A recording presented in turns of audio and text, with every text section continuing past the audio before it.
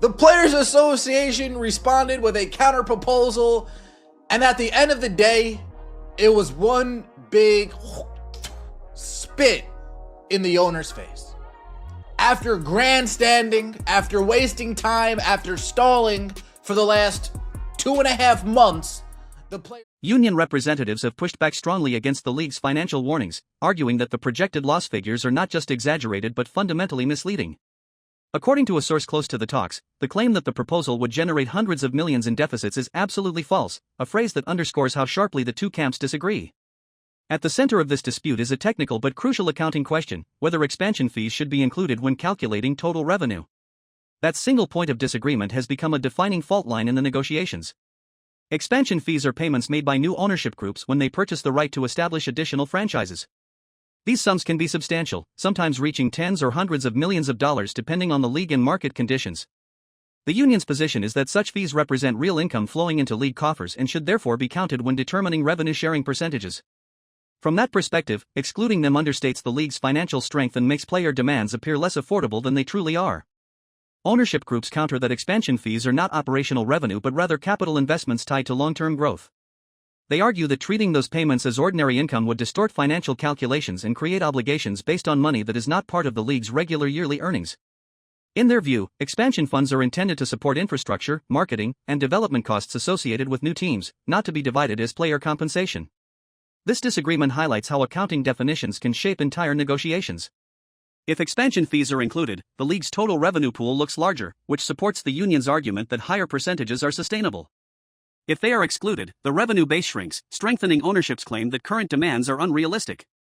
Both interpretations rely on plausible logic, which is why the dispute has proven so difficult to resolve. Beyond the technical details lies a deeper philosophical question: what counts as league income for the purpose of sharing prosperity?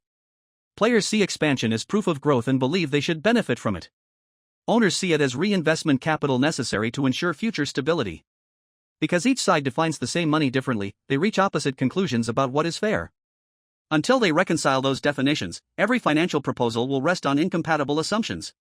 And when negotiators cannot even agree on how to measure revenue, agreeing on how to divide it becomes exponentially more complicated.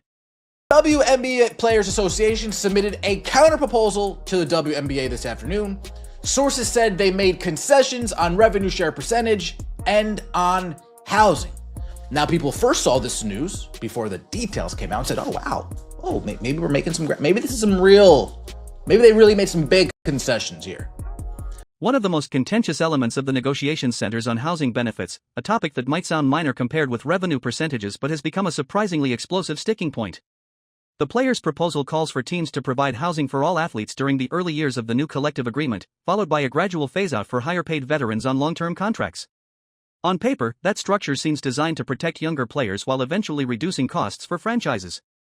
Yet the controversy arises because ownership groups claim they had already offered a similar phase-out concept before this proposal was submitted. From their perspective, the union did not introduce a new concession. Instead, it simply accepted an idea that was already on the table and then attached additional conditions that expand the financial burden. The most debated of those added conditions involves top-tier salaries. Under the players' framework, even athletes earning more than $1 million annually would still receive league-funded housing during the initial years of the agreement. Critics argue that this provision undermines the logic of a needs-based system. If the purpose of housing support is to help lower-paid players manage living costs, they ask, why extend that same benefit to individuals already earning seven-figure incomes? To owners, that clause suggests the proposal prioritizes uniform perks over targeted assistance, increasing expenses without clear justification. Supporters of the players counter that professional athletes often maintain multiple residences, travel constantly, and face unique logistical demands that justify league-provided housing regardless of salary level. They argue that standardizing the benefit simplifies administration and ensures fairness across rosters. This disagreement illustrates how even practical details can become philosophical disputes. What one side sees as equitable treatment, the other sees as unnecessary spending. Housing provisions also carry symbolic weight. Benefits and labor agreements are not just about money, they signal respect, status, and institutional support. For players, securing guaranteed accommodations can feel like recognition of their value. For owners, agreeing to costly universal perks can feel like conceding financial ground without receiving corresponding revenue assurances. Because both sides attach meaning beyond dollars, compromise becomes harder. As a result, what might appear to outsiders as a secondary clause has become a central flashpoint. Negotiators now find themselves debating not only how much housing support should exist, but what that support represents about the league's priorities. Until they resolve that deeper question, the housing issue will likely remain a barrier rather than a bridge, reinforcing the broader stalemate that continues to stall progress across the entire negotiation landscape. The association's new proposal seeks an average of 27.5 gross revenue over the course of the new CBA, including 25% and a slightly greater than 9.5 million cap in year one. On housing, it proposed a phase-out system where teams wouldn't have to provide housing for highly paid players.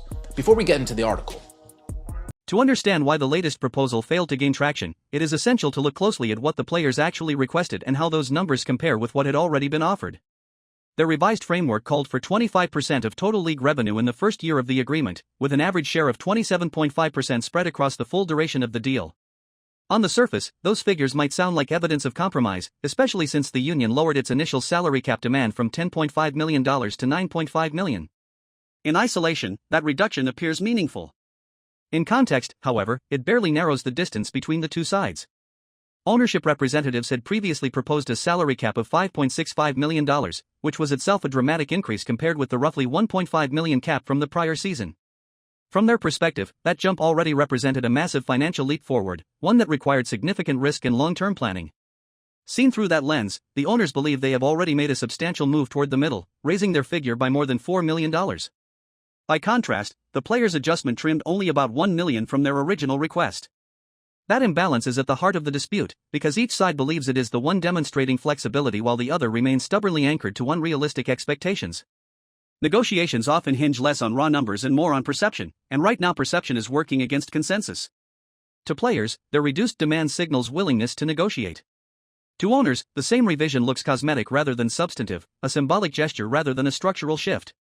This difference in interpretation fuels frustration, because both camps feel misunderstood. When negotiators sit down believing they have already compromised significantly, they tend to expect equal concessions in return. If those concessions do not materialize, trust erodes quickly. The broader challenge is that salary caps and revenue percentages are not abstract figures. They shape roster construction, competitive balance, franchise stability, and long-term investment. Owners worry that agreeing to numbers they view as too high could destabilize team finances. Players worry that accepting lower terms could lock them into years of undervaluation. With stakes that high, even small numerical gaps can become symbolic battlegrounds. That is why the difference between $9.5 million and $5.65 million is not just arithmetic. It represents opposing visions of what the league can realistically afford and what its athletes believe they deserve. Until those visions align, progress will remain slow, and every new proposal will risk meeting the same swift rejection as the last. To get their housing paid for the first few years. Conveniently left off here. The Players Association new proposal seeks an average of 27.5 gross revenue over the course of the new CBA. Now, this is terrible. This is not going to get agreed upon. But the biggest problem is that this is coming February 16th and not December 16th. This is coming February heading into March and not. The league's official reaction to the proposal was swift, blunt, and impossible to misinterpret. In a formal statement released shortly after reviewing the document, officials declared that the Players Association's latest framework remained unrealistic and warned that adopting it would produce losses totaling hundreds of millions of dollars over the life of the agreement. According to internal projections cited by sources familiar with the discussions, the financial shortfall could reach approximately $460 million if the terms were implemented as written. That figure immediately became a headline statistic, repeated across sports media as evidence of just how far apart the two sides remain. What made the announcement particularly striking was the comparison to an earlier proposal submitted months prior.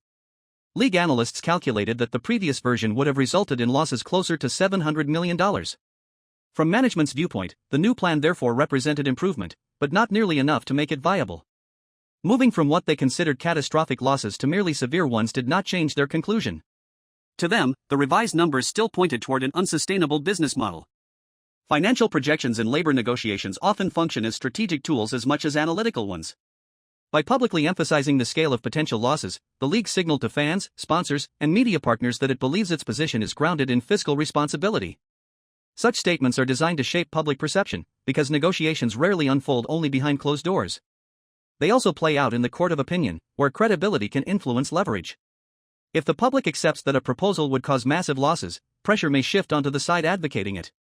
Players and their representatives, however, are not obligated to accept the league's calculations at face value. they can challenge assumptions, dispute projections, and present alternative models. That is precisely what has begun to happen. Economists and advisors on both sides are now scrutinizing revenue forecasts, expense estimates, and growth assumptions, each attempting to demonstrate that their interpretation is more accurate. The difficulty is that financial forecasting is inherently uncertain, especially in a league experiencing rapid change. Small differences in assumptions about attendance, sponsorships, or media deals can produce dramatically different long-term projections. Because of that uncertainty, numbers that appear definitive in press releases are often contested in negotiation rooms. The league's warning of hundreds of millions in losses may sound conclusive, but to the union it is simply one interpretation among many. Until both sides agree on a shared financial framework, every projection will be viewed through a lens of skepticism. And as long as those competing models persist, each new proposal risks triggering the same response: immediate rejection followed by deeper entrenchment. Nothing but raising the max salary from a reported $800,000 to now $1.3 million. Raising the median salary from around $440,000 to now a little bit over $500,000. So the owners have been making their concessions. The players haven't been making any until now, where it actually even... 2.5 full months passed in tense silence before the WNBA finally returned to the negotiating table with what it described as a serious counterproposal, and when that long-awaited document was submitted on February 16, it was rejected by the WNBA owners so quickly that insiders joked the ink had barely dried before the answer came back. That immediate dismissal did more than stall discussions. It transformed what had once looked like routine labor negotiations into a rapidly escalating standoff that now threatens the timeline of the entire upcoming season.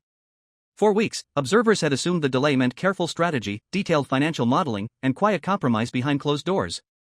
Instead, the abrupt rejection suggested something very different. The two sides may be farther apart than ever, locked into positions that neither appears willing to soften.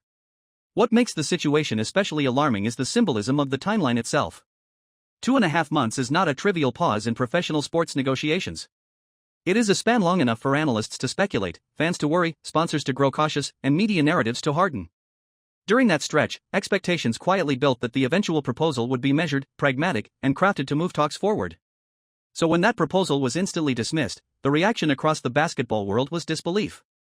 The speed of the rejection signaled that the disagreement is not about minor details or negotiable clauses.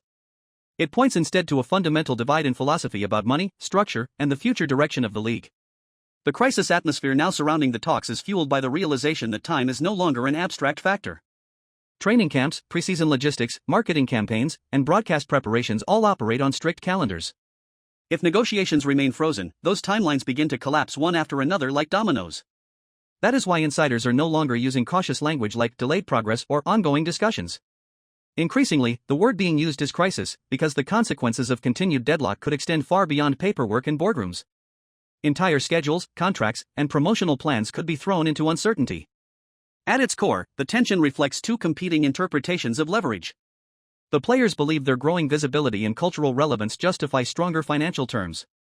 Ownership groups, on the other hand, argue that sustainability must come first and that any agreement must align with realistic revenue structures.